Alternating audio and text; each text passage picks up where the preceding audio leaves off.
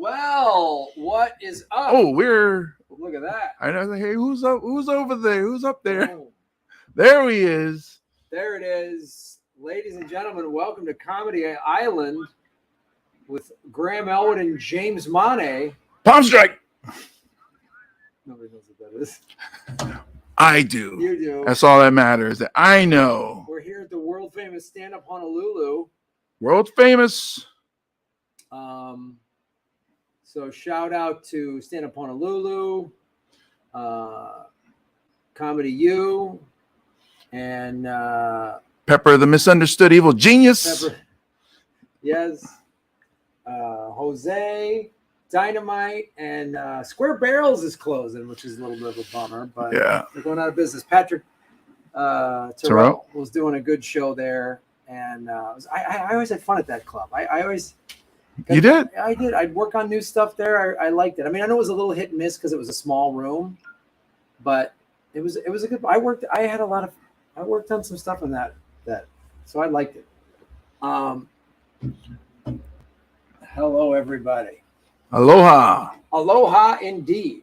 So let me just wipe this out. Yes. We're all bummed I'm not monetized. So you can support the show. We are streaming this on at Rockfin right now. So you can go to rockfin.com/Graham Elwood and you can tip the show, which helps. We get paid in Ray tokens. It's really fun. Now is the right time for that. Yes, it is. Yes, it is. If you ever wonder when is a good time to just wipe some stick across your lips, it'll be like 2 minutes into a show. Yep. Yes, it is. It's for the ladies. That's right. I want the chicks to know when maybe we're gonna make out. You want to feel, when you kiss an ass, you want to feel the wax. You know what I mean? It's like, don't give me no chapped or some crusty, dry lips. Some nice wax across the cheeks. Moisturized. Yeah, but that doesn't moisturize, right? I mean, Yeah, it does. the chapsticks. Well, this is Burt's Bees. Beeswax? Beeswax lip balm with yeah, it does. It moisturizes. Does it? Yeah. I figure you need like lotion to moisturizer, or fluids, but wax. I thought wax just coats it. So like, it coats your skin, and then underneath your skin just sweats, and then the sweat from your lips. Do lips sweat? This is James Monet's science podcast. Everybody is really trying to figure this riddle out. Because I mean, wax doesn't. I don't think it like moisturizes or lotions. I think it just coats. Because it doesn't get your car wet. It makes it so that your car. Kinds of wax, James. Oh, okay. To The me, there's only one definition for every word. There's no such thing as double entendres. What is an entendre, anyways? Why are we speaking French? Double entendre is like a word that also has a sexual connotation to it, or it has Only sexual? I thought it was a double meaning. or a double meaning, or like. Why'd you take it to sex? Because you're the one talking about lips. You did this whole thing. Like I could have just put on chapstick. We could have moved into what we wanted to talk about, and now we're going into this wax thing. So, welcome to Comedy Island, ladies and gentlemen. Boom. I just got done doing a 2-hour live stream. He just got done coaching high school football. Yeah, a little practice. It was actually a light day because we had our game on Saturday. Today is Monday. For those of you not watching live, it was Saturday. We had a game against. I want to say it's like because you lived on Kauai, so to me it's like, oh, this is your old hometown. See, they played Kapa'a, which is where I lived on Kauai for 7 months, and yeah, I mean it was. I can't really. I mean, I can identify a little bit, but it was it was like I grew up there. But it was it was cool watching your game. I went to several of your games last year, and it's fun watching. It's high school football. It's a lot of fun to watch, and they're just watching the kids learn the game. And yeah, you guys jumped out to an early lead, and that was pretty much it. Well, I think that reading the interviews on the newspaper. Their coaches, Kapaa's coaches, were surprised. They didn't expect for us to jump out that quick. They also didn't expect us to run the ball because our offense is a spread offense. We're known to pass. We're pass heavy team, but we were letting out the secrets. I think every football offensive coordinator or whatever, if you're in offense, you know that no matter how good of a quarterback you have or receivers that you have to be able to run the ball. Yeah, I'll say this though: your first 2 touchdowns were off of passes. So, like, if Kapa'a was scouting you for passing, they didn't do that good of a job because you guys lit them up twice. Quick. Now, granted, both times they made a mistake. It gave you guys great field position. Right. So they were punting their first possession and went over the guy's head, Mm-hmm. and so you guys had great field position. But your very next play, if I'm not mistaken, was this pass. It was a pass and then a run, and then a pass. The last pass was the touchdown in the corner, the far side of the field. This kid made a great catch. Oh my! I was sitting in the corner. This kid made a great catch. And he's not that tall. I want to say he's like 5'6" or so, but it's like as many inches as he has in his body, and he just reached the ball and caught it with his fingers and brought it in. And it was the good thing about the quarterback's pass was it was either he's going to catch it, the receiver's going to catch it, or nobody's going to catch it. And the receiver put it great. The quarterback threw the ball in the right spot, and the receiver, I mean, like you say, he's not that tall, and I think the kid guarding it was a little taller than him. Yeah. And he just made a great play on the ball. He did that twice. Yeah, back to back, and then for the main event, he returned the punt for 70-something yards. Kid had 3 touchdowns, man. Yeah.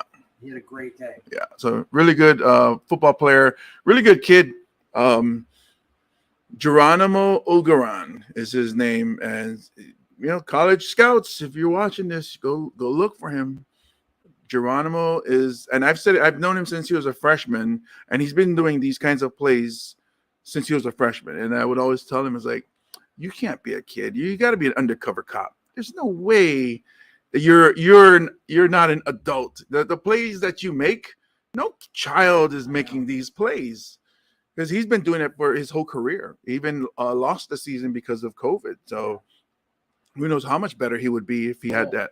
I mean, well, I saw that because I remember when he caught that first touchdown. I was like, oh, I remember him from last year because he made plays like that last year, and he's lightning fast as well. In addition to being good hands and can jump high. Yeah.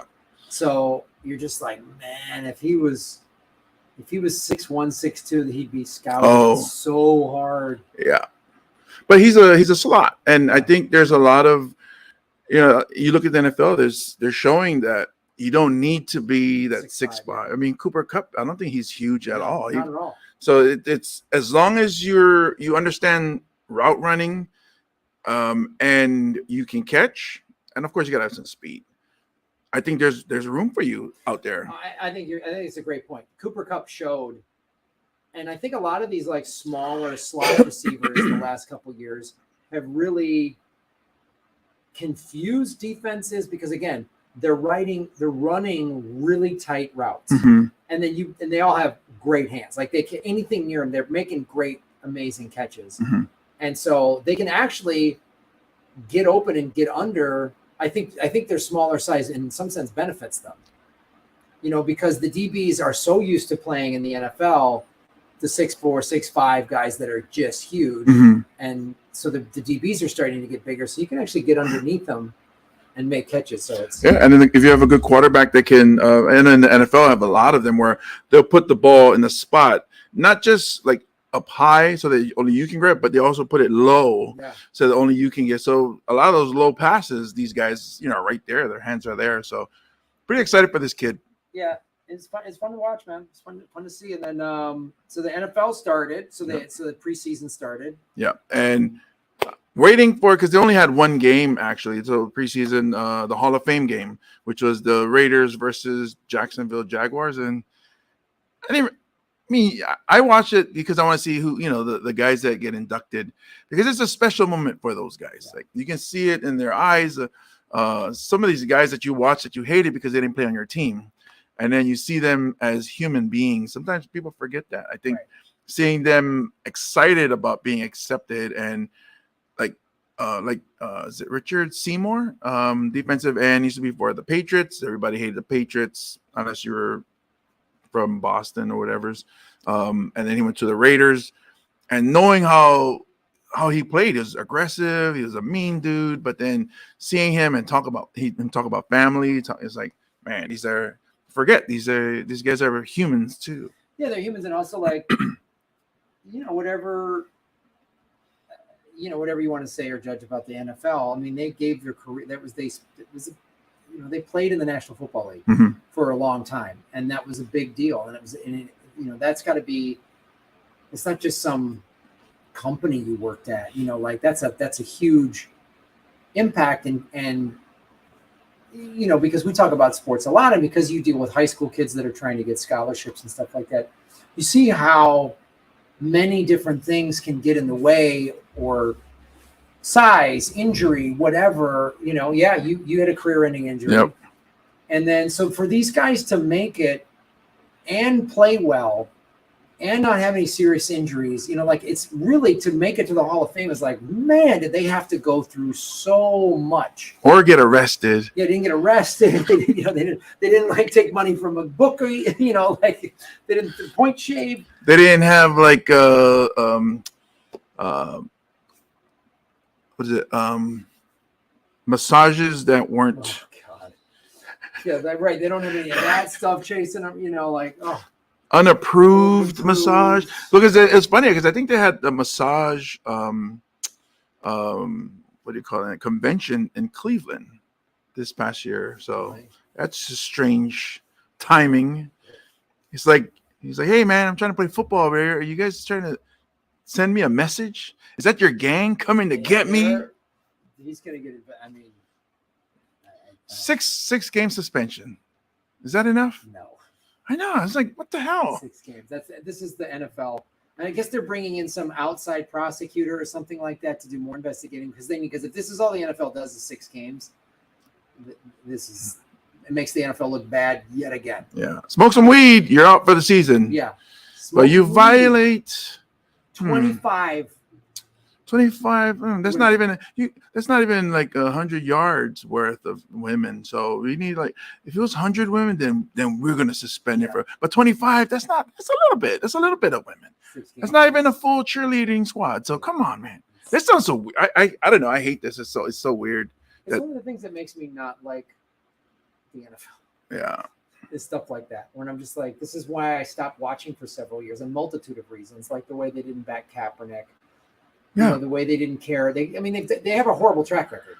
So remember the Ray Rice thing? Oh yeah. They didn't care about domestic abuse until there was video of it. Then, right. Oh, gee, maybe we should do something. Yeah. How many wives or girlfriends or women at parties or clubs or wherever they bumped into these guys?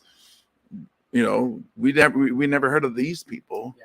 But we got video all of a sudden. Oh yeah, we were zero tolerance. I know. Come back and play in a year.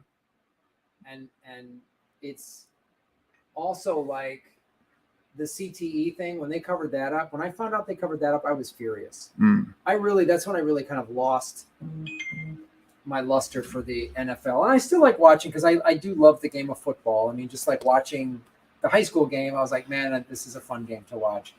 Oh, when I was there, so we got off the we walked to the field.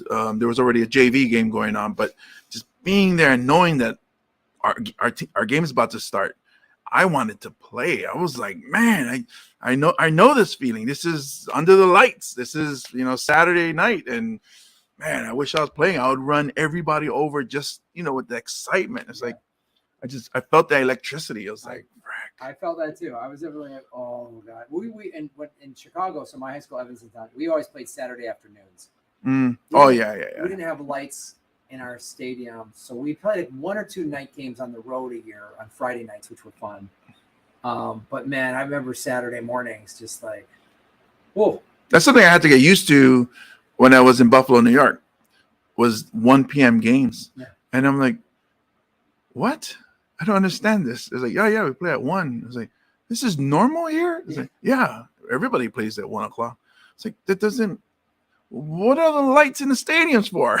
I was like, well, we have some night games, but most of our games at 1. I was like, why? it's hot, you know, because every game in Hawaii is at night. Yeah. The earliest would be 5 o'clock, which is JV, and then the varsity is at 7. It's just Friday night lights or Saturday You night got a lights. little taste of that Buffalo winter, and you understood why you played during the day. Yes. As the season started to stretch on, it was like, oh, it's colder. Yeah. It's colder at night. Yeah. You don't want to play at night. So, yeah, I'm a Bears fan. I was gonna say, speaking of cold and not doing anything, Oh, what you guys are hibernating. again. That's what it is. You guys are preparing for the winter. Last year they got Justin Fields, and it was like finally the Bears were like, "Oh, hey, maybe the quarterback position is important." I know our arch rivals in the division, the Packers, have 2 Hall of Famers that we've had that have beaten the crap out of us for the last 30 years. Maybe so they get Justin Fields, and you're like, okay, and they had a decent defense with Khalil Mack and a couple other guys, and they get rid of them, and they don't do any offseason trades, and you're like, oh great, so Justin Fields is going to run around and get his head kicked in, and have no one to throw to, no offensive line, and even if he does get a lead, the defense can't hold it. But it's not like Chicago is a big market team with a huge fan base and a lot of money, and it's not Population small, right? No, it's a small little town. Yeah. So it's like a Hicks town, it right? It really is. It's like a 1 horse. There's like a stable. No crime. No crime. None. No crime. I don't think the people there even know what guns are, right? No. Yeah. And they do the thing, and I saw this for years as a Cubs fan and as a Bears fan. This is the downfall of a loyal fan base. We don't need to spend the money. They're going to show up anyway. They're going to buy tickets. They're going to buy jerseys. And this is the problem. And the Cubs for years, and finally people in like 2013 with the Cubs, 2014, stopped going to games. And I was like, finally. I love baseball. Last weekend I was in San Francisco. I saw the Giants play the Cubs, which is great. And this is a Cubs supposedly rebuilding year, and they're trying to make some moves. But the Bears, they've won 1 Super Bowl in 1985, and they went to 1 other Super Bowl in 2006 with the Urlacher team. Back again, they had this lights out defense, and they had no quarterback, and they wouldn't ever spend the money. And it was in a buddy of mine was reading a book, and George Halas had like written down in his like whatever book or Bible of how I'm going to run the team. He had a memorandum like, we're not spending the money on a quarterback. Oh, really? But that's came from the top down, and so they've had that philosophy. And you're like, yeah, I mean, name one team that's won with a good quarterback. No, it's the NFL. Yeah, a lot of people criticize me for being a Montana fan. Maybe he wasn't that good of a quarterback. It was the tight end all along, or the fullback. The fullback position is key. No, it was Edelman. That's why Tom Brady has all these rings. Oh, yes. Amendola, right? It was another one. Yeah. It makes sense. It's not the quarterback.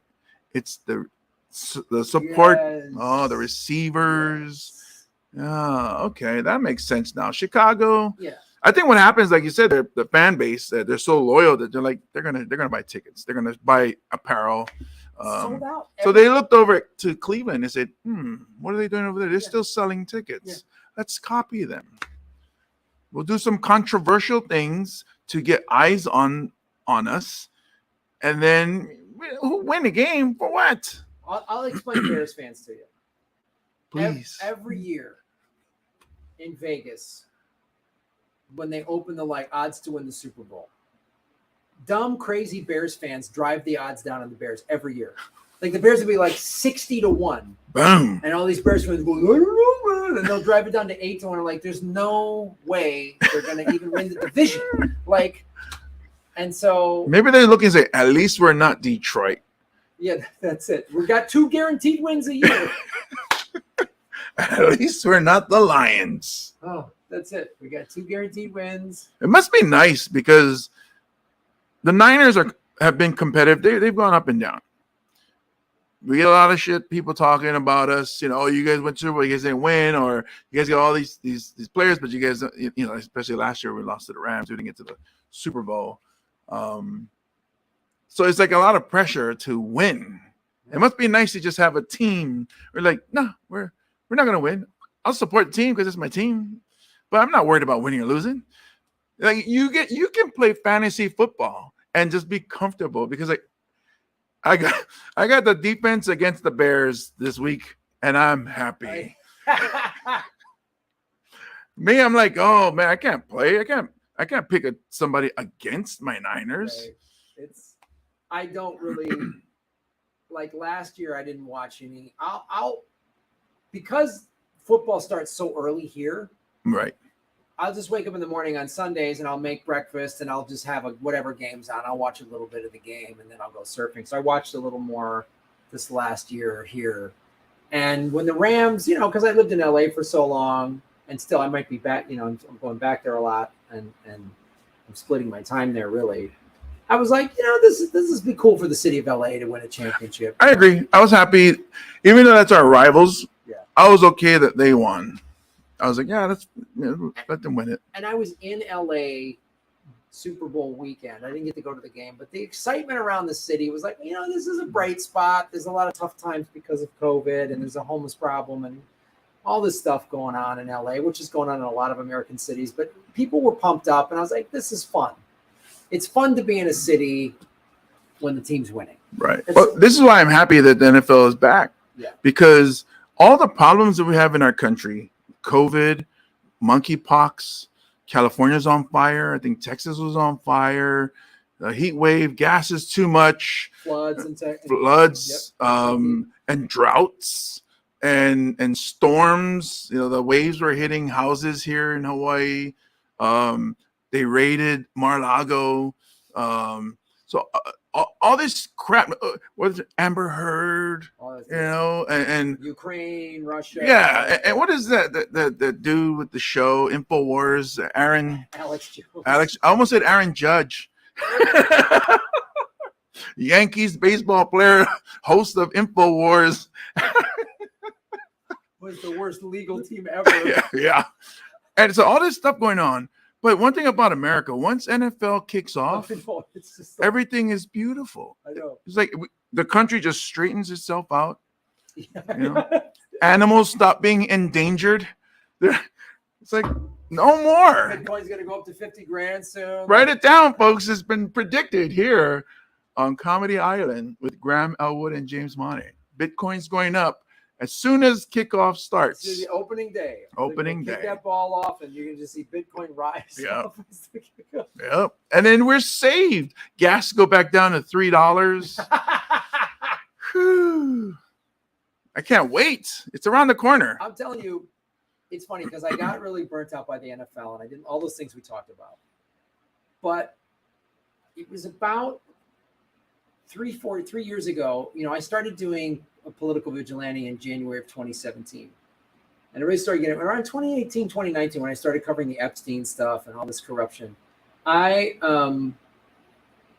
was like, wow, I really need sports as just a diversion. And look, when I was younger, I would get way too into it. And that's not healthy either. To be like, oh, the team and all mad. When the team I agree. That's awful. It's literally sports is entertainment. Yes. And you just have to look at it that way. Yeah. You only can be angry if it's a European team beating an American team. Then you can be angry. But other than that.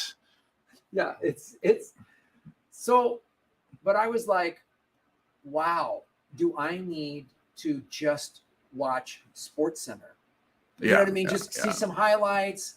And I needed to like call a buddy because, you know, in my world doing all the political stuff. Yes. I'm having conversations with, you know, my friend Ron Placone and Lee Camp and, you know, other people, and we're just like, what's going on? You know, and it's very frustrating.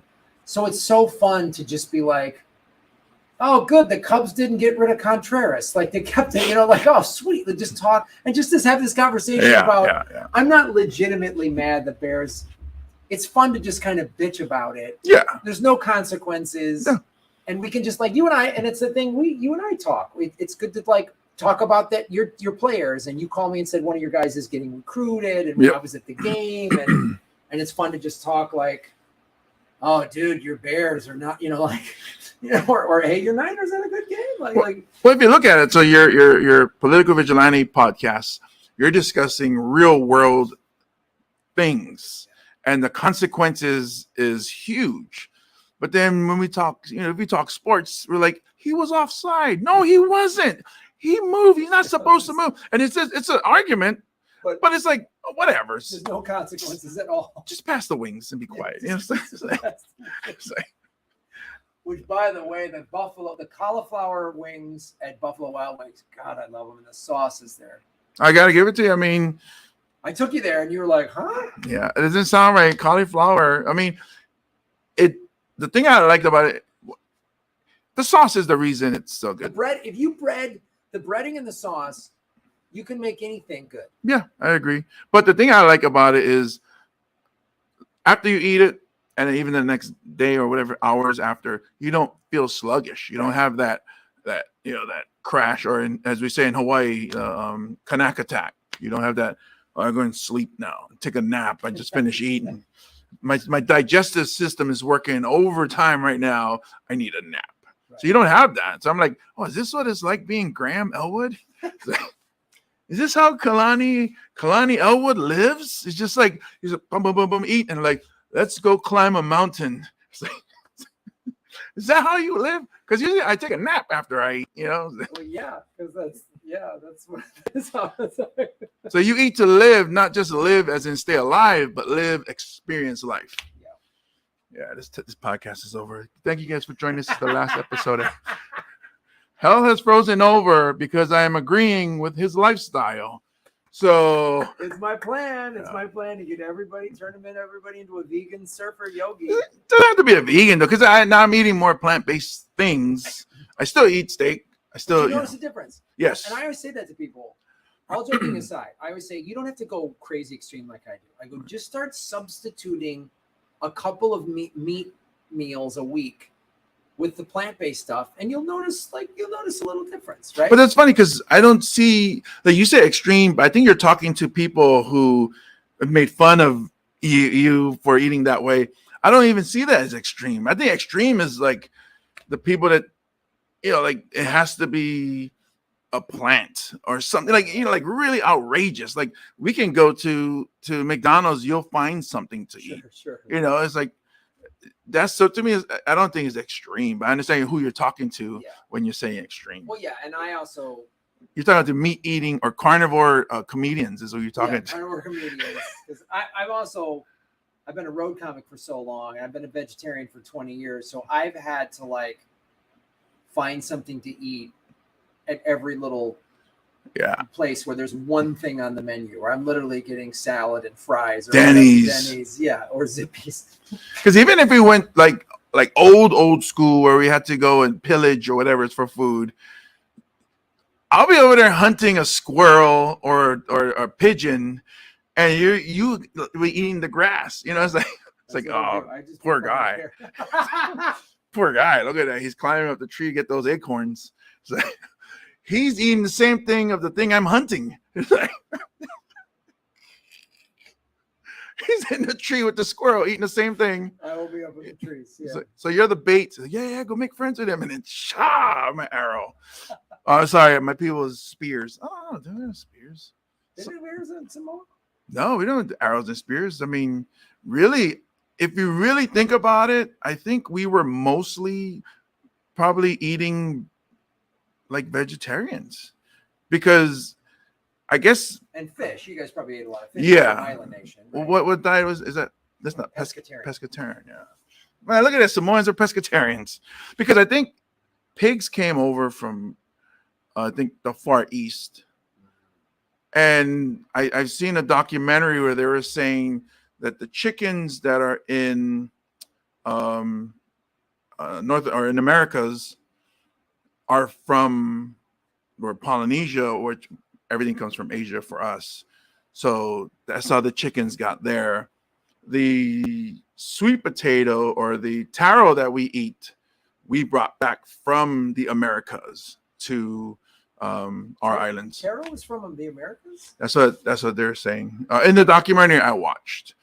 Really? Yeah. So it's like the sweet potatoes and stuff that we found. Sweet potatoes I know is from North America. But taro, I thought taro was indigenous to here. No, because I want to say Native Americans. So my one of my exes is Puerto Rican, and theirs is called juca. So that's what they don't call it taro. So it's similar though. Obviously, it'd be a little different because different soil and different climates, I guess. But that's the document that I saw. The document that I saw, and it makes sense because I'm not trying to toot our own horn here. Polynesians being master navigators, but we were able to map out the whole. Let's say we, like I was part of it. Me and Kimo. James mapped out the whole world. Yeah. No, it's not me. It's me, Kimo, Kavika. When we was like, hey, Kamehameha, did you finish that map yet? It's like, oh no, one more island. Do your homework, man. But it's to think that we never made it to North or South America is ridiculous. The largest landmass, past Asia. Yeah. And we got all these little islands, but we couldn't find those large ones. Right. You couldn't just go east. Yeah. Where do you think canoes came from, man? It's just that when you go in a river, you guys take off the outrigger because you don't need it. But you're on the ocean, you need that outrigger to balance your canoe or the double hull canoe. I'm just saying, again, not to toot our own horn as, master navigators and probably the first astronomers, because that's how we lined up the islands. We, after we have a couple beers and Terramana, after we work out at 5 a.m. every morning religiously, and we take a shot of Terramana, and then we go and navigate. What's Terramana? Terramana is, I almost said it's the Rock's tequila company. So, I thought it was like sacred. Yes, it is. It is. I got to do the Rock laugh. I don't have the bright teeth like he does, but that's our people. We discovered all these places. But the funny thing is, everything went from the Far East. So it was like Micronesia, the Southeast, and it came over to the Polynesian islands and created all of that. I don't know what happened. Maybe when you take people outside of the Far East, that they get bigger, It's so interesting. I love studying this kind of stuff because, especially on an island, and because it's so, whoever randomly found it, 1,000 years ago, just found, ran into this island and inhabited it and did their own agriculture or brought their own plants or whatever. That's what's so fascinating. It's really. Yeah. And so if you look at the languages also, our languages are similar. So what do you mean ours? So Samoan and Hawaiian? Samoan, Hawaiian, Tongan, Tahitian, Aotearoa, the people of New Zealand. Maori, is that? Maori, yeah, the Maori people.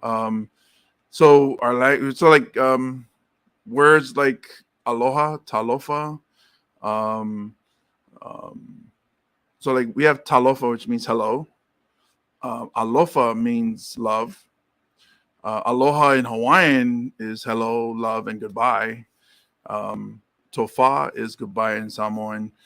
So there's a lot of similarities. Like if you wrote them all down, you'd see the similarities. And I think it's just over time, the people changed a little here and there, or maybe even bumped into other cultures and then changed certain language or to certain words so that they could understand each other. Because that's how you get the pidgin English here in Hawaii. It's the plantation days of all the people that came to work on the plantation, the immigrants like Filipino, Chinese, Puerto Rican, the Hawaiian, the native Hawaiians, Japanese. So they all spoke broken English, and it became that pidgin English that we speak, that you hear a lot. Yeah. But I'm starting to understand more. Yeah. And in which people say, like, how do you guys communicate? I think we're very good communicators. Like, I mean, we say, like, the kind. We all know what we're talking about. Well, explain Dakine. Now, this word is one of the more fascinating words. It doesn't mean luggage or backpack, which is what you guys have, the kind bags and all that. But it's a noun, really. It's, the kind, or it's this, or it's that. It can be anything. Talking to the kind. We just shorten up everything. Talking to the kind. But it can also mean, like, I've heard it used in so many terms of, like, oh, that guy's the kind, or. Well, it really, honestly, it's, all joking aside, it's just replacing whatever it is that you're talking about. So, like, if we're like in the conversation we're having, we all know we're talking about, let's say, Pepper's Club, stand up Honolulu. So we're talking about it, and they go, oh yeah.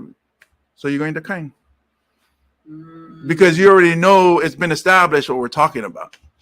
Yeah. So and they go, oh yeah, nah, I heard the kind closed. It's like, nah, the kind's still open. So it just replaces certain things that's already been established.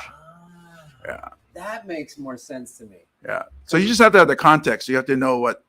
For me to just come up to, hey, you got the kind. They go, what kind? They go. Then you say, oh, the park. Oh, nah, I'm not going. Why are you guys going to kind? And then, so it's established, and as we have the conversation, you're just shortening whatever the thing you're talking about into the kind. Yeah. Because I've heard it said, like, when they give the surf report, they'll say, in town we'll get small kind, meaning like small waves. Yeah. Say small kind. I was like, so I'm getting that, but now I get what the kind is, because I thought it meant something specific, but now you're just using it as like that stuff. Yeah, or that thing. That thing. Yeah. You guys going over to that thing? Yeah. Like if we already know. Oh yeah, that thing. Yeah, so it's like a. Yeah, I don't know. I'm not into that thing. I'm not into that thing. Yeah. No. So it's just the kind. Yeah. Oh, okay. I'm not into the kind. So the kind can be anything, whatever we establish in our conversation to be the kind, and that'll be the kind until we change the subject. Yeah. All right. Yeah. The word you got to watch out for those of you that do visit the islands, is what. So you go, what? Because that's how locals start fights. Oh, what? Oh. And then they start going, and the fight breaks out. And it all starts with what, so you got to watch how you say and the tone. So like, so that's why people get into arguments. They go, what, you can't hear them. You go, oh, what? And they go, what? Yeah, what? You're like, oh, and then next thing, a fight breaks out. So that's why you got to watch out for your tone. That's why it's good that most tourists say, pardon me, because there is no confusing pardon me. Pardon me is, rarely, Excuse me? Excuse me. I'm sorry. Could you say that again? Yeah. I said, what? You like fight, bro? Okay, I heard that. No. I don't like the kind, bro. All right. We got a lot covered, man. We got a lot covered. The other thing I wanted to talk about was I wanted to ask you about was your trip to the Northwest. Oh, yes. That was so cool. So Ron Placone and I, who some of you might know, I've done shows with him. He's the co-host of Anything Can Happen that you've been on twice. And we set up... It's a game show. Cool game show. Very fun game show. We play the second Thursday of every month. So... He's also a social media, so follow him. He gives the news from a guy walking on a beach. Yes. Because everything is sweeter when it's heard from a guy walking on the beach. Everything goes down easy from a guy on the beach. Yeah.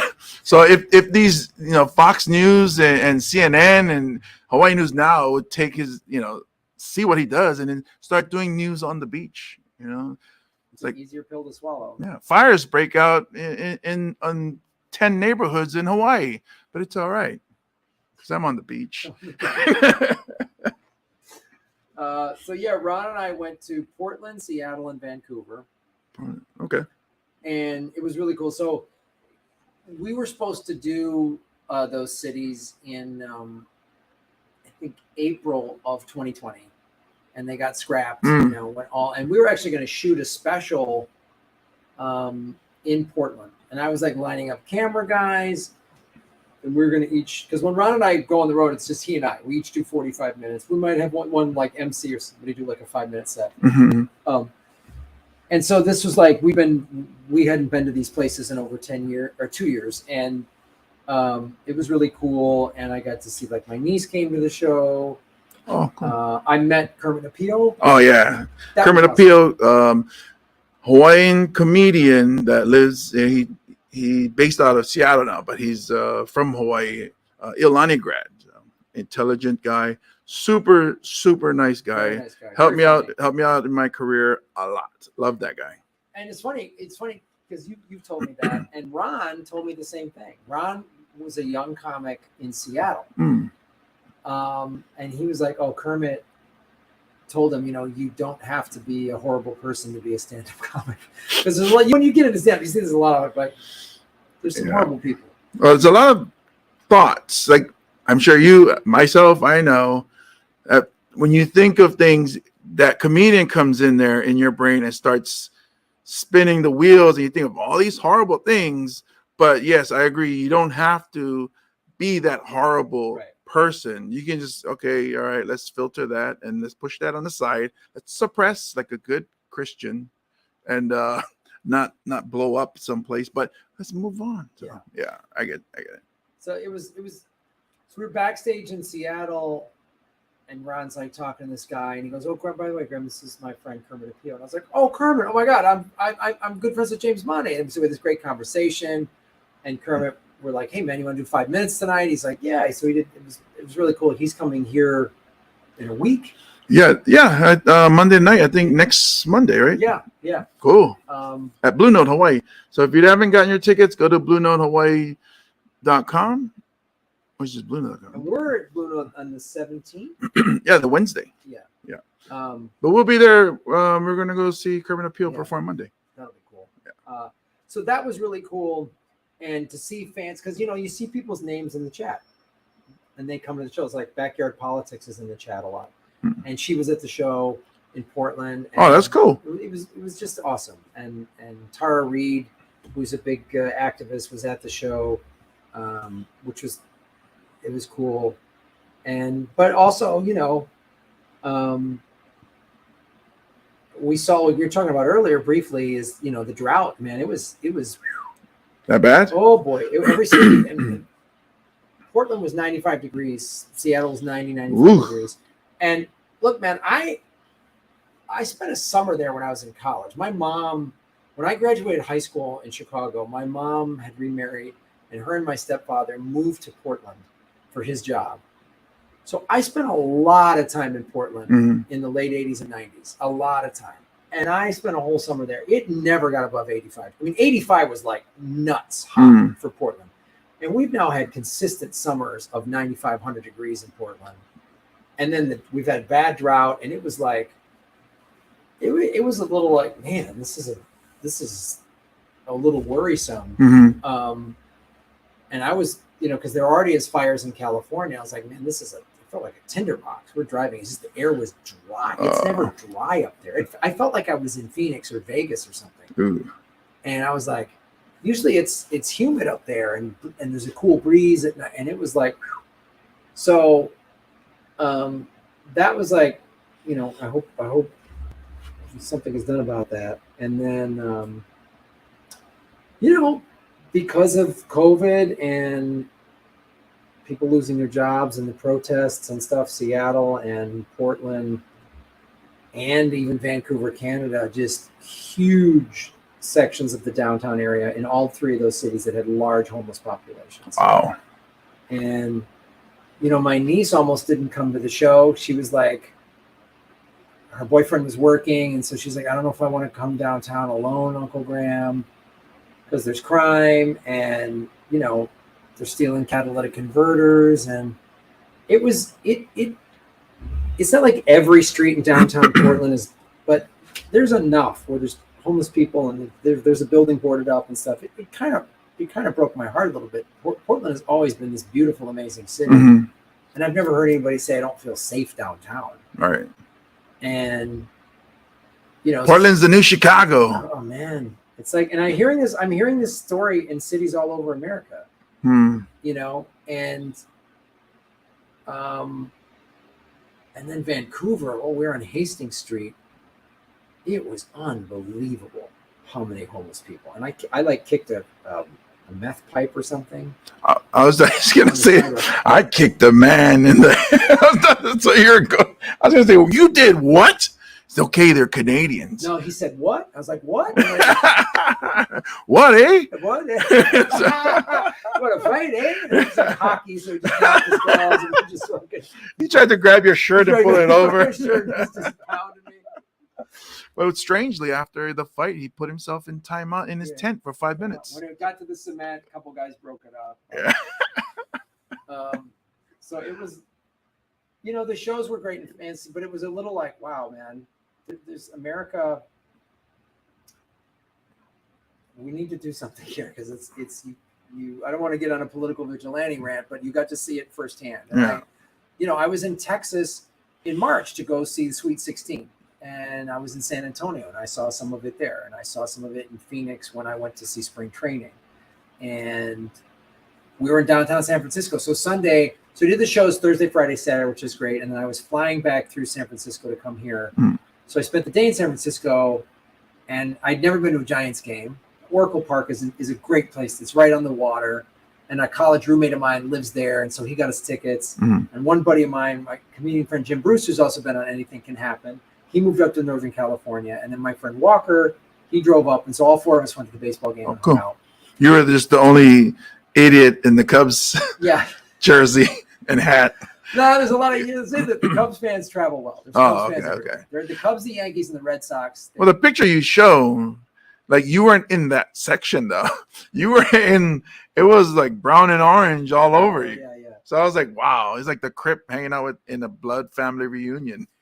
Yeah, well, the Cubs are no threat to anybody. so there's no threat. But it was a really beautiful park, and it was cool. But then after the game was a 4:00 game.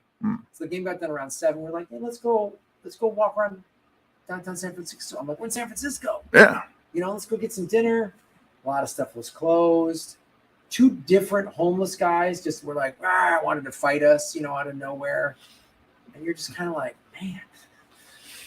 I mean, I see on social media a lot of crime happening in San Francisco. It seemed like a scary place to be. Well, and I think as we should transition because it makes sense to go into the Aloha Crime Beat. Aloha Crime Beat. But Honolulu is facing not to the degree of these other mainland cities, but it's the degree of Hawaii. It's bad for Hawaii. Yeah, Hawaii usually doesn't see this. Yeah. And so it's not mainland bad, but it's Hawaii bad. Yeah. And, Waikiki. So the guy on Sunday, yesterday at 4:30 in Waikiki. So Waikiki is packed. Yeah, the beach. On the beach. Packed. Yeah. Summer, it's packed. It's hot here too. It's like it's a little hotter than normal. So like everyone's at the beach. Some guy just started brandishing a gun.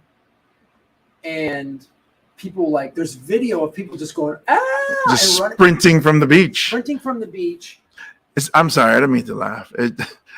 It's a bad thing to happen, but when I saw the video, I was like, "Wow!" I've never seen it before. I've never seen people run from the beach other than in movies where Godzilla. Yeah, exactly. Some Sharknado.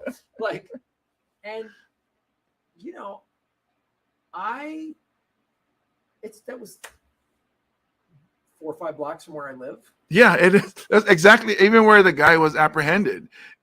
If he just went around the corner, just a couple blocks is where you live. I was like, dang. And cops showed up and he's brandishing. They didn't shoot him. He didn't shoot anybody.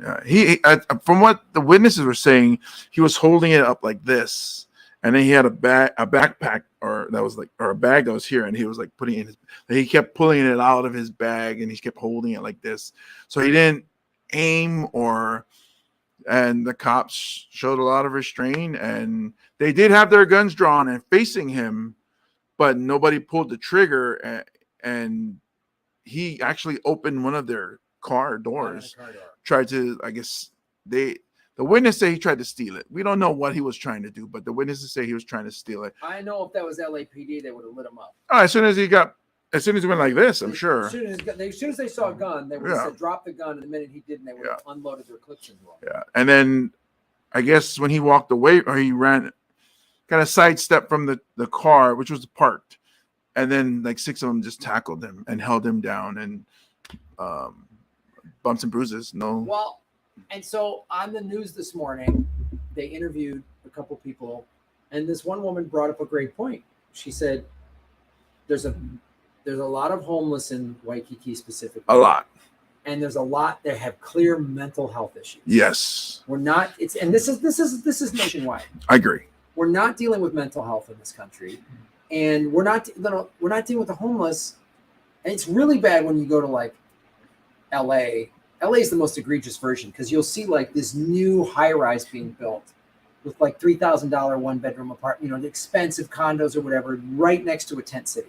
And you're like, this neighborhood. I know. This neighborhood is full of those. Yes. Nobody can afford it. I know. And it's like, America has the money. Yeah. To put everybody in a house, not a shelter with a cot. I mean, an apartment, and have. So this is a quick, this is a political vigilante thing, right? I'm cool with it. But it pertains to this. So in Finland, several years ago, they had a horrible homeless problem. Mm. And they started this program called Housing First, where, again, not a shelter, got people in an apartment, because you're in a catch-22. You can't get a job unless you have a residence. Yeah. And you can't get a residence unless you have a job. Yeah. So if you don't have a residence, you're screwed. Yeah, because you can't put the address of the shelter you're staying at. You have to have your own. Yeah. And then they check, does that person actually live at that address? Mm-hmm. Okay, cool. Are you paying rent? And so it's so hard. And I've interviewed people on my show that had full-time jobs making $40,000 a year, living in their cars, because the rents, especially in like San Francisco, Los Angeles, are really bad. And the housing here is pretty expensive as well. So what Finland did is they said, okay, they had, I don't know if they were pre-existing apartment complexes, they built them or whatever. They put people in an apartment, gave them an address. And in there, they didn't just put them in there. They had people doing job training, mental health, if you're dealing with drug addiction, and got them back into society off the street. 2 amazing statistics. 1, they had an 80% success rate. 2, it cost less than the current system of like cops showing up, cleaning out a park full of tents, a shelter, like this. And prisons. Back into the prison system. Yeah. And so it saved money. It cleaned up the downtown in Finland, and it made people's lives better. And isn't that what we should want as a society? Well, I think that the difference between America and every other country, so everything's for profit here. Well, that's one thing, but it's that there is no American ethnicity, and that's what it boils down to. So, like Finland, so like even in Samoa or any other country, we are all that one.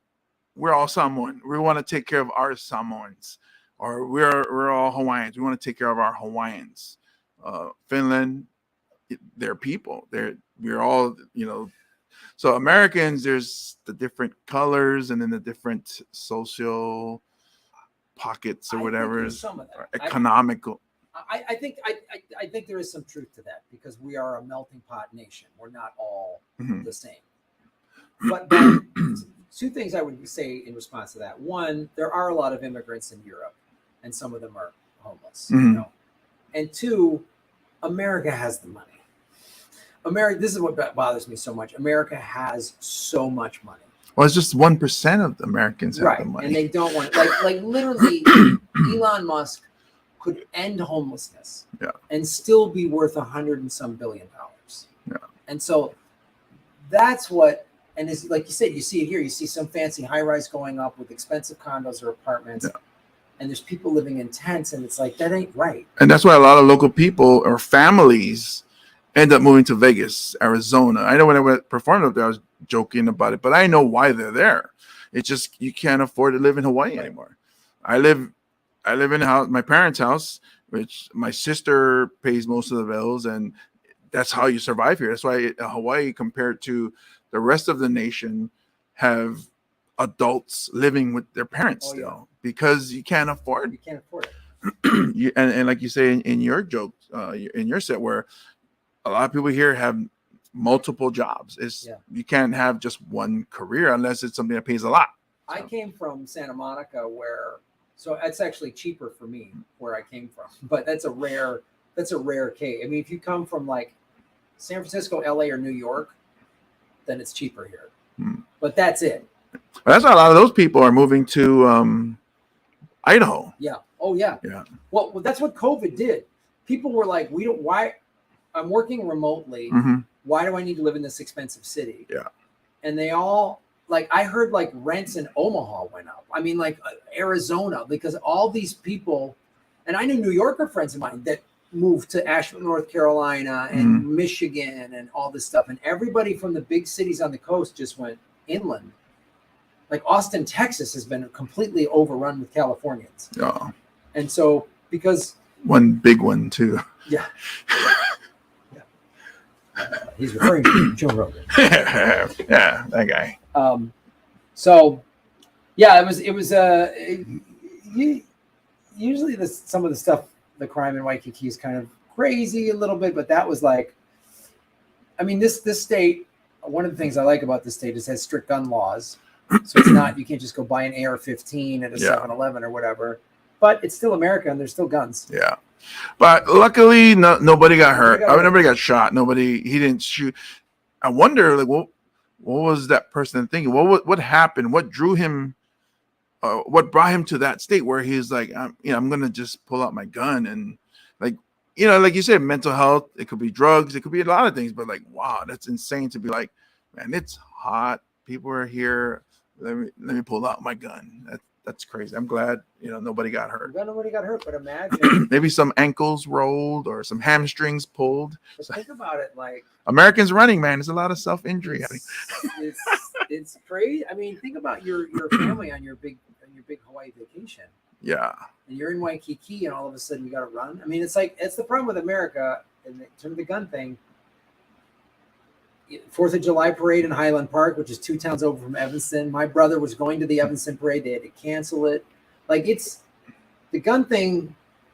It's everywhere, man, in America. Imagine if you were in that airport where the woman, we talked about the last episode, the woman pulled out the gun in Dallas Love Airport. And you flew to Hawaii. And then this happens. Like, that person is like, wait a minute. There is a serious gun problem going on here. Yeah. Everywhere I go, there's guns. What's happening, America? Yeah, America. So yeah. Before we go, we got to do our special breakdown. But this won't be a comedy show. This will be New Kids on the Block concert. Yes, it was so fun. So some of you might know this, some of you might not. When I did Comedy Film Nerds, you knew that I'm friends with Joey McIntyre. He was on Comedy Film Nerds at LA Podfest numerous times. And he's a really nice guy. And I've been friends with him for a while now. And I know his wife and his kids. And so I haven't seen him in several years because of COVID. And, I knew they were coming here. And so he's like, great. And he's very gracious. And he hooked us up with tickets. And you came. And then my friend Bridget that I went to high school with, I called her. And I was like, hey, do you like New Kids on the Block? She goes, yes. And she goes, do you got tickets? I go, yes, I do. And I go, and also you're going to get to meet Joey McIntyre. She's nice. Like, what? And she brought a friend. And, these are women in like their 40s or 50s, but they're like, yeah. And so we got there and I saw his wife and I got to talk and it was great, because I got to catch up with her. Like, I've been to their house for things. They're very sweet. And their kids are great. And then I got to see Joey and, they were at the end of this was their 59th show.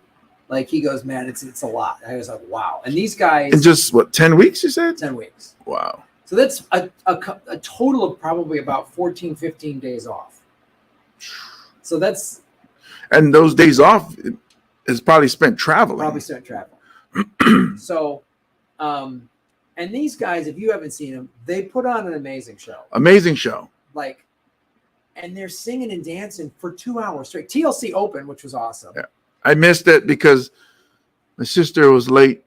Is she watching? She was. She could be. Her and my mom do watch the podcast. So. Hello. Hello, Mrs. Mane. She was supposed to. Her class was supposed to end at 7, but she didn't. It didn't end till like maybe like 7:45 or something like that. But it's something that she loves to do, and yeah, I was supportive. I told her don't rush, just and partly was I'm like, you know what, I'm just gonna stay home. Graham's got friends there. He'll be all right. I could tell you were kind of not wanting to go. I could tell you were looking for me to go. Dude, don't worry, just stay home. I know. I could tell you. I know you long enough that I was like, I go, he's trying to get. I go, is he trying to get out of this? It's like, oh man, so it's like 90 degrees, and my elbow acts up, and it's all kinds of things I'm putting out there, and he's just like, oh yeah. Oh no, worry, just come down. Come by. Oh wait, just text me when your ticket's at the box office. And I'm like, he kept trying to get out of it. He kept like, I don't want you to wait outside. I go, I'll put your tickets at the box office. So like, all right, fine. She just got home. I'm gonna get ready, and I'm be on my way. And I went, and so here's the thing. Like, I can enjoy a show. I can enjoy a show as somebody that's watching the entertainment and be entertained. But when I go to live shows, it's my mind goes into me being a performer, and I'm watching. I'm like, wow, look at how much energy they're putting. The quick change, the right back, the choreography, costume changes, or something like. And then watching the lights set up, the smoke comes out, and the music, and I'm like, man, there's so much moving around right now. This is, and then. And this was probably the best part for me is the performers hearing what you told me, like, oh yeah, this is like their 50-night show in 10 weeks, and how much energy they put out. Like, you wouldn't have known it. Like, you wouldn't have, like, the only reason I knew it was because he said to me. Otherwise, I would have and my friend was like, oh my God. Because they come into the audience and they sing, and people, and it's all women. I mean, there's like, there's 6,000 people there, and 500 of them are guys. Yeah. So all the women are like, yeah. And then, so, because I don't like to be in the crowd. So I thank you for the backstage pass. So I'm watching from the side, and there's a lot of room for me to stretch out and watch. And I'm looking at the audience because as a performer, I want to see the audience experience through their face. And you see the ladies like, please don't go, girl. And then the guys are like, maybe like a handful of guys are, enjoying themselves, but a few of them are just like trying to look cool. It's like, yeah, this isn't the kids on the block. And the funny thing is, in me, I'm watching, I was like, a little too sexual for me to be, I'm like, I'm not gonna look at them as they sway their hips and they gyrate. I enjoy the music. Look at the lights. I'll turn away and I'll come back and okay, all right, Jordan, you're doing a little too much there. I'll turn away. Like, okay, Wahlberg, a little bit too much. Let me turn away and come back. And I've seen them like 4 or 5 times now. So you memorize the moves? I mean, I'm always just like, I'm there. I like. I'm a fan because I'm having fun, because it's just like I love a big pop show because it's like they put on a big show. There's lights and the confetti comes down, and I just like, because I'm like, oh, this is fun. I loved the confetti. I was like, I gotta have that at my special. Well, then that's the other thing too. We talked about it afterwards. We both then think as performers like, oh, I'm like, I'm obviously not a singer or a pop singer, but I'm like, I want to do some big, why not? Big theater show with music and like, I was like, I would, if I'm working on some projects that could make, that are going to be big, and my goal is to get a huge following, right? And so I'm like, once I get to that following, I'm shooting this special in October, and that's like, I'm putting a lot behind that. It's going to be a big deal, and I'm like, man, if I could get big enough to where, and I don't care about the mansions or that stuff of fame. I don't care. What I would want is the creative freedom to go, look, I can sell this place out. All right. So let's bring a big, like, let's do stand up, let's characters, let's have a big thing. Yeah. And then the producer in me is like, oh, I look at how the production is going. Mm-hmm. I look at the lights, I see the crew guys. And the other thing too, man. So Blaisdell is a smaller arena. Right. I've seen their shows in 3 different, the Staples Center, now Crypto.com, but then Staples Center, the Forum, and the Honda Center, right? Oh, okay. These are all 15, 20,000 seat arenas. And so they did shows with like hydraulic stages, and the stage like came across the whole, it wasn't just in the back like this one. It was like, I've seen them do all kinds of big stuff, which was like this show was cool too, but from a production standpoint, you get to see all this cool stuff. And then, I always say the first time I ever saw him, I go, dude, you guys sang and danced for 2 hours. Like we were talking about it. You stand there headlining as a comedian for 45 minutes. I'm exhausted. Oh yeah. My socks are drenched. I usually like come back to the hotel or whatever after a show like that, and I'm still got the adrenaline buzz, but I'm exhausted. Yeah. And I'm like, these guys, they're constantly singing and dancing. It was impressive. And then they really give it up to their fans. They really appreciate. You can tell they appreciate their fans because. And I remember talking to Joey about this. So they got big in the late '80s and the '90s, and then they broke up, and they didn't perform together for I don't know what it was, 10 years or more. I think it was more because it wasn't.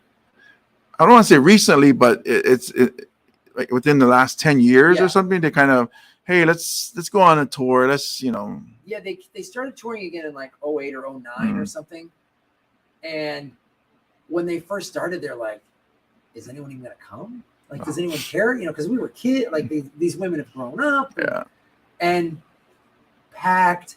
It's all women. And now the fun thing, it's not just like older women that grew up with these guys. Because these guys got famous when they were all like 14, 15 years old, right? So now these women are bringing their daughters, and so you see they really say, you guys have been fans of ours for over 30 some years, and we appreciate, like they really appreciate it. And the fact they go out into the audience several times, so these women are just like like writing, and he's like, right, Donnie's right there or whatever, and they're getting these amazing photos, and he's saying happy birthday to this one older woman, and it was just like she brought her daughter up.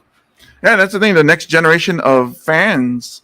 When I went to my car in the parking lot, because everybody's leaving all at once, so the parking lot is slow to empty out. And there was a car next to me that had maybe like 6 or 7 people. They were just hanging out, waiting for the traffic to go down. And I saw only like one middle-aged person, and the rest were like in their 20s and some were teenagers. And I was like, they weren't around when these guys are big. So that's awesome that the music will always be out there, and you can digest it however you get it and become fan. Because the songs are amazing. The songs are amazing. And it's a thing too, like what we were talking about earlier with sports. There's a lot of problems going on in the world right now. We just listed some of them with the big cities, what's happening here even. Right. So to go in and just sing and dance to pop songs, it's all about love and heartbreak. And it's like TLC did a 45-minute set, and then these guys did 2 hours. You're getting a 3-hour, like A-list fantastic show that's all positive. Even when the TLC's like singing Scrubs, like the Scrubs. Oh, but that's so light compared to what's out today. I know. Whap, whap, whap. It's like, I know, and it's like they're not swearing. It's such a positive vibe.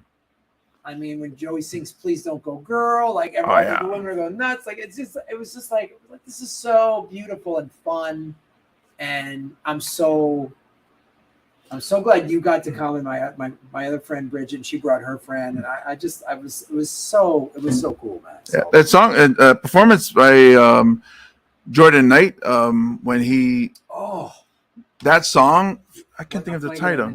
I know, same thing. That's why I was gonna open my phone, but when he was singing that song, he really hammed it up. Like, oh, he does this thing, and I forget the name of the song, but he's like talking about he broke her heart, or sorry he left her, or something like that.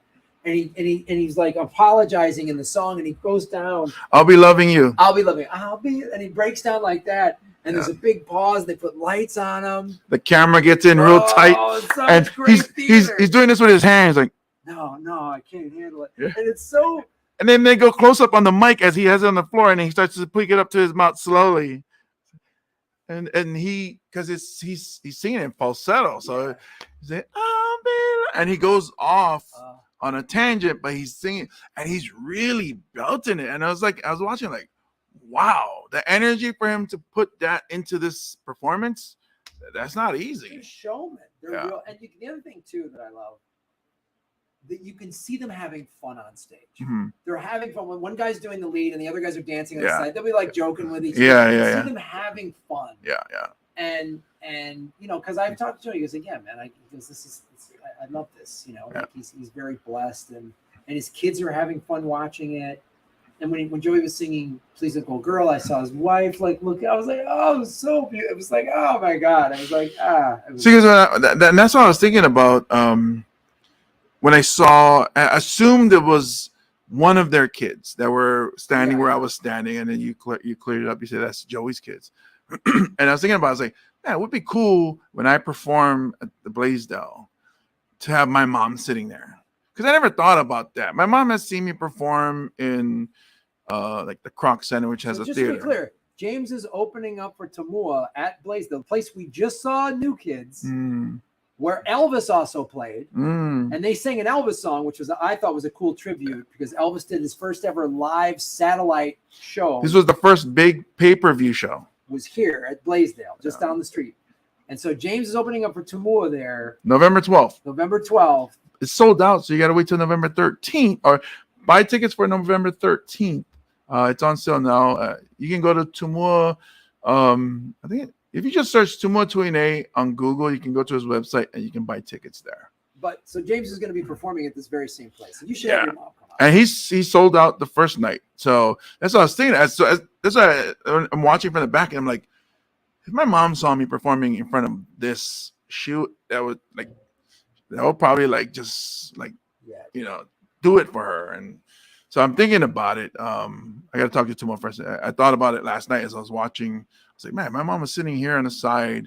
She could see me from the side, and then she could see all the people and hear the cheering, the laughter. And so I was like, I'm going to ask him. I'm pretty sure Tumo is very pro-family, so I'm pretty sure he'll be okay with it. If not the first show, I'm sure the second show, because there's tons of room. You should do that. That'd be cool for your mom to see. Yeah. I just hope. So here's the thing with my mom. I love my mom. She's amazing. But she is, and I'm saying even if she is watching, as a performer, she would be heckling me. That's my fear. At my football games, all those years at Aya High School, I could hear her from the sideline. I've had friends' parents or teammates' parents tell me it was such a privilege sitting next to your mother. She's such a treasure. I'm like, you guys are being nice. I could hear her say, she's like, 1, 2, 3, shoot the referee. And I'm like, oh. We were underdogs in this one game as us against Waipahu High School. And we were supposed to lose by like 3 touchdowns. And we ended up winning the game. So from the sideline, you run onto the field and you celebrate, which the defense was on the field. So we ran on the field to go, celebrate with them. And then somebody had jumped on my back. But you have these shoulder pads, and I'm really tall. So I'm turning. I couldn't see, but somebody's holding my back. It was my mom. She had run onto the field, and it's my teammates, coaches, and my mom. And I'm like, Mom, so that's always been my fear, that she will heckle me. But I think a large audience like that, her voice probably wouldn't carry. So maybe this will be this time. So we'll see. We'll give it a shot. Cool. Well, I think that's our show. Yeah. Thanks, everybody. Do you want to look at see if any questions or comments? Hi, Graham. Hey, bro. For some reason, your shows haven't been shown up where I can see them. I was wondering what was going on. What do you mean, like on my website, grahamelwood.com? Or Oh, that's my sister. And then the average girly saying true story. what's up? Dorothy, right? Yeah. Hi, Dorothy. We haven't met, but hopefully soon. Yeah. Um, But yeah, if you guys have any more questions, email us at Comedy Island. he told me to take her. I did tell her to take her time. And then I blame her. Like, my sister took forever, man. No, I know your brother. I know he was trying to I could tell he was like, oh man, I don't know if I want to go. I could just tell the text. He's like, oh man, this is like he was waiting for me to go, oh dude, then forget it. I was. I know you were. I know you were. That's why I was like, no, just go. I was like, man, he's not biting. It's like, man, what? I think he knows. He knows. He has to know. I'm trying to get out of this. But it's so funny. That's that thing where we're friends where you don't say it, but I'm not going to say no to you. I appreciate it. But you knew I'm trying to get you to say, don't worry about it. Don't worry about it. Don't worry, it's all good.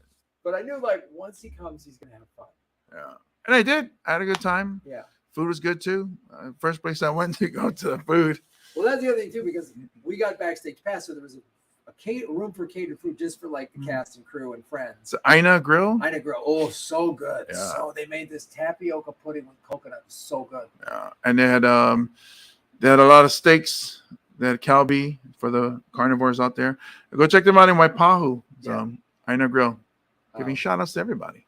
Everyone's getting a shout out. Yeah. Well, all right, everybody. Thank you so much. Yeah. Mahalo for watching. And do us a favor. If you could share this onto your social media, let people know about the podcast. Comedy Island with Graham Elwood and James Mane. We'll be doing more episodes. I'm not sure we're going to do next week because Kermit Appeal is in town. So we're going to go and support his show. If you are in the Honolulu area or on Oahu, come join us. Come out to see Kermit Appeal. Have drinks with us or soda, and then tapioca. Come and then come see us at the Blue Note. James and I are performing with Michael Madsen on the 15th or the 17th. 17th. Which is a Wednesday night. So Kermit's the 15th of August and we're there the 17th. Come both, come one, either one. Yeah. All right. Thanks everybody. We'll see you next week or we'll see you in 2 weeks. Be there. Aloha.